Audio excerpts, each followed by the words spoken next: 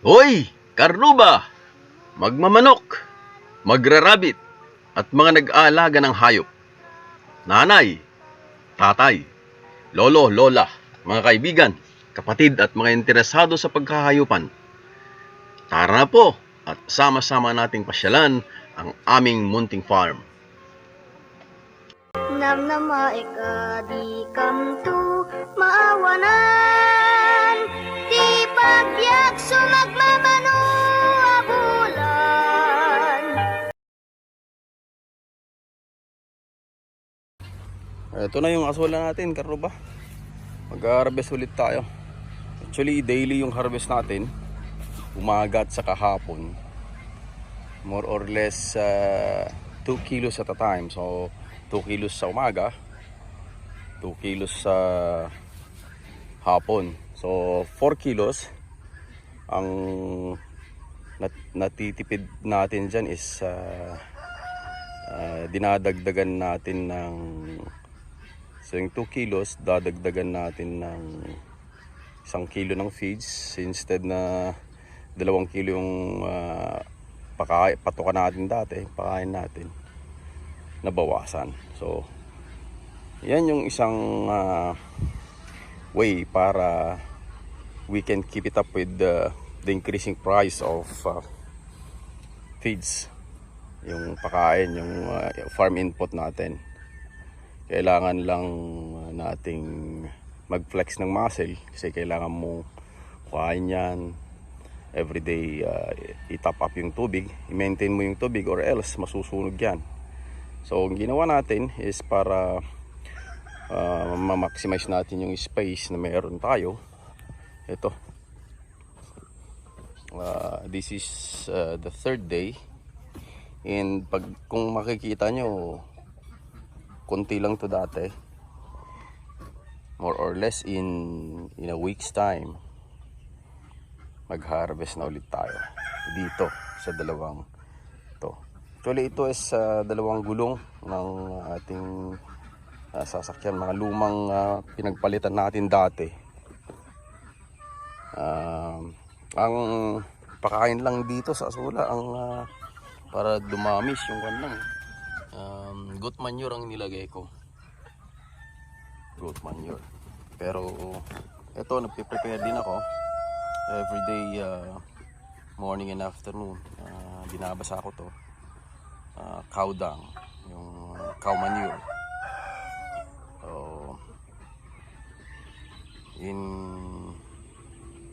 pag mag-harvest na tayo in a week's time, ito so ready na rin para i-replenish natin yung magdagdag tayo ng sustansya doon sa tubig para dumami yung ating soil.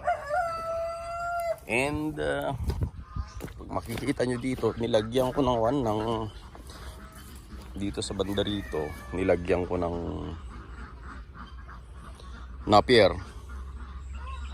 Actually ito, in-uproot ko yung mga medyo lutang na roots na may roots na rooted na, actually na napier. Nilagay ko rito, and palalaguin natin to para siyang magsilbing shade dito sa side na to para hindi masunog. Kapag makita nyo yung ganyan, ayan, nagsisiksikan na sila eh. Hindi ko na ito, medyo dito kasi mas mababaw dito as compared doon. Doon naman sa gilid doon, pag makikita nyo may nagbabrown siya. Yun is nasusunog dahil sa araw. Sa gitna, hindi magkakaroon ng ganun dahil malalim yan dyan sa gitna as compared doon sa gilid niya. Dito naman is flat to. So yung distribution ng init is hindi nagdagdag lang ako ng tubig din kahapon, and yun na yung mga unang i-harvest ko, yung may mga brown spots. Parang matitira lang is yung mga green. Okay, and hindi nyo rin maiiwasan na at a time may mga bullfrog na mamamahay dyan. Hayaan nyo lang, Basta hindi ganun karami. Kasi yun yung kakain doon sa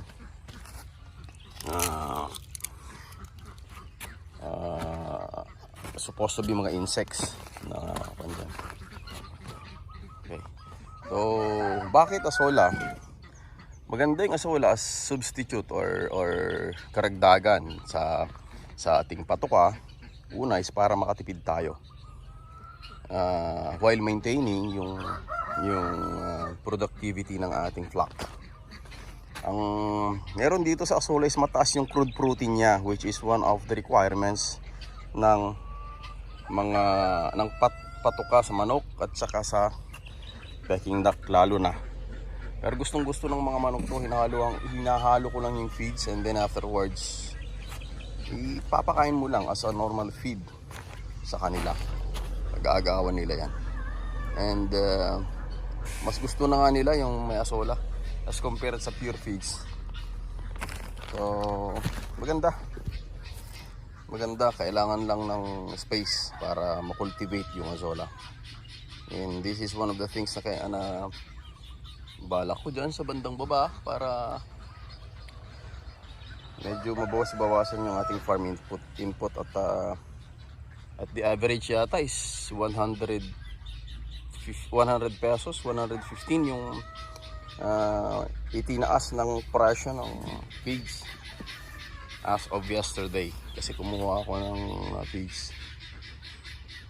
Okay, so this is it for now mga karuba, at magpapakain na tayo.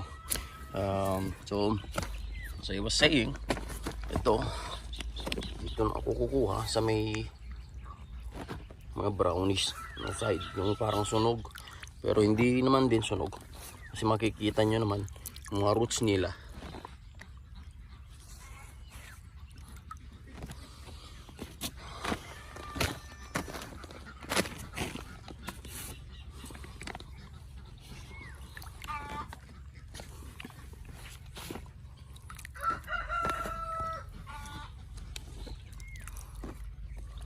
So ito,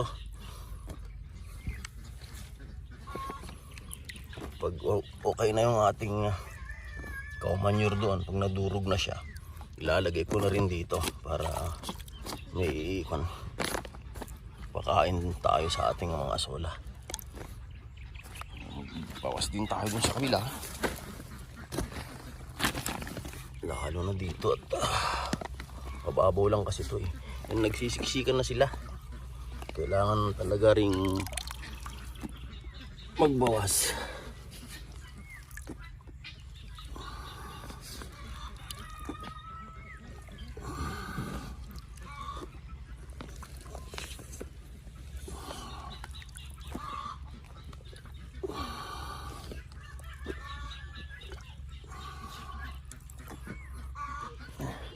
Ayan. Marabas natin.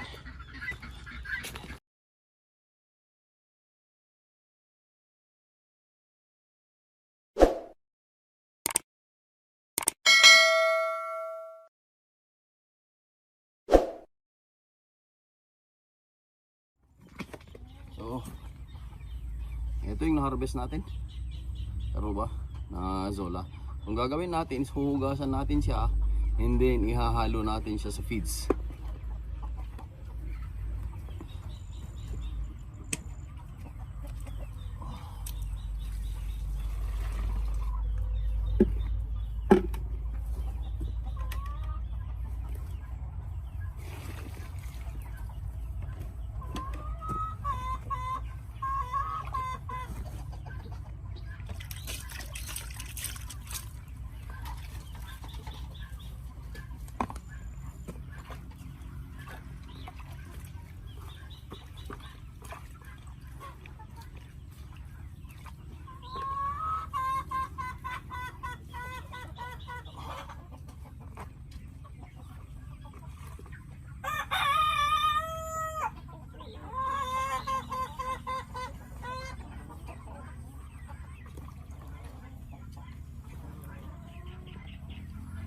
So ito yung feeds natin, ihalo natin ngayon to asola. Ito yung para sa manok.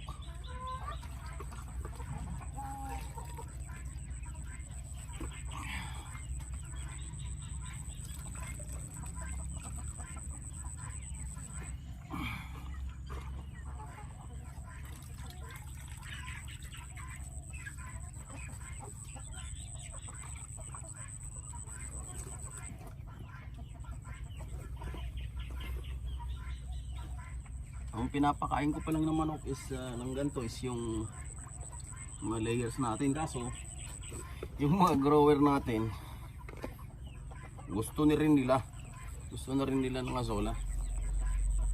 So minsan din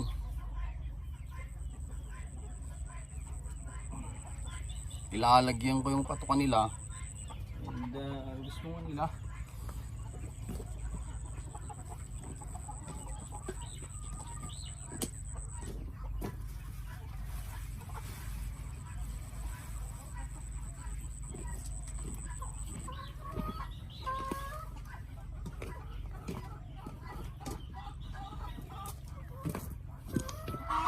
So ito titira natin para dun sa mga Peking duck.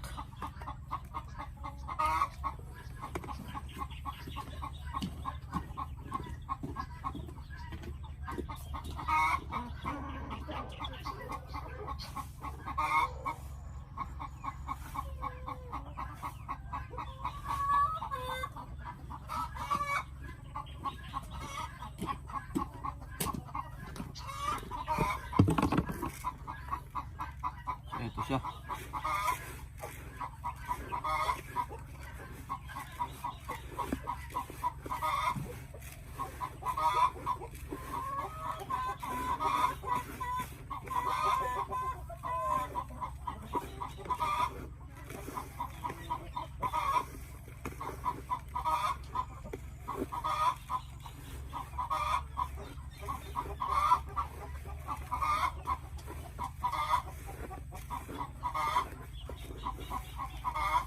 Ito na yung ating patuka sa ating mga layers.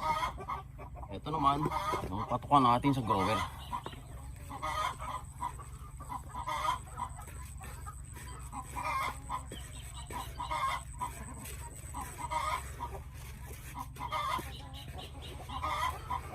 Mas marami kasi yung growers natin kasi yung layer natin for now. Pero in 1.5 months time, yung ibang 3 months natin, yung mga 3 months natin na layer, ilalagay na din natin doon sa ihahalo natin doon sa mga lumang layer natin.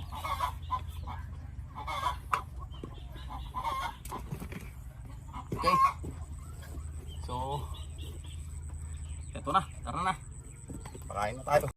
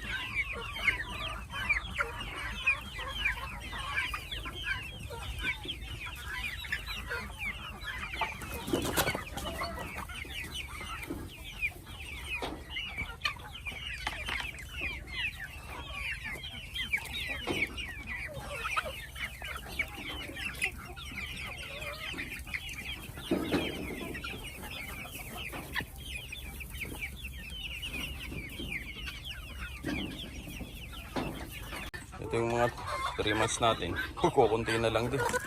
Madaming binili ng nakaraan.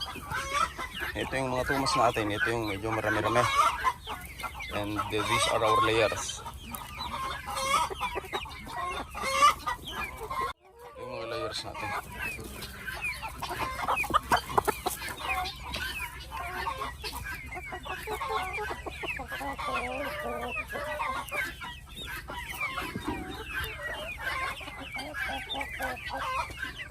Marami na, dadagdagan ulit natin to in 2 weeks. Dadagdag tayo rito.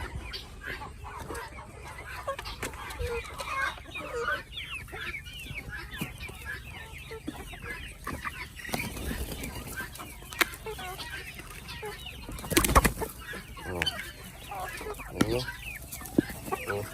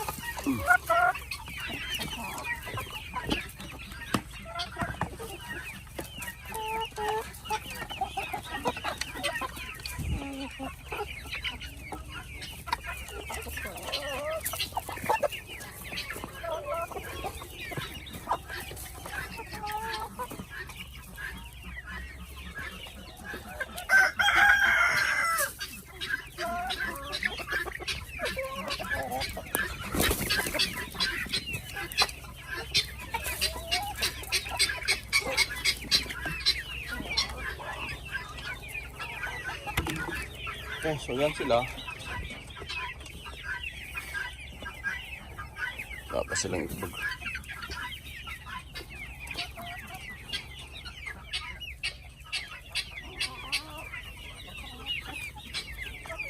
Still here mga karuba. Manood kayo sa ating mga videos. Mag-subscribe. I-like nyo sila. Share nyo sa inyong mga kaibigan para dumami tayo. Lalo na po dito sa Ilocandia. Napapansin nyo yung ating mga dialogue. Karami. I can even say na mas marami yung mga Ilocano dialogue natin. At may mga Ilocano 101 din tayo para dun sa mga hindi nakakaintindi ng Ilocano. Okay? So much for that. Salute to all of you and be safe. Mag-ingat tayo lalo na sa panahon ngayon. Alagaan natin yung ating mga katawan, hindi para sa atin, pero para sa ating mga mahal sa buhay. Okay? Sa ating pamilya, sa ating mga anak. Kasi kung magkakasakit tayo, hindi lang tayo magsasuffer. Mas magsasuffer yung ating pamilya. Okay? So, good day and see you in my next video.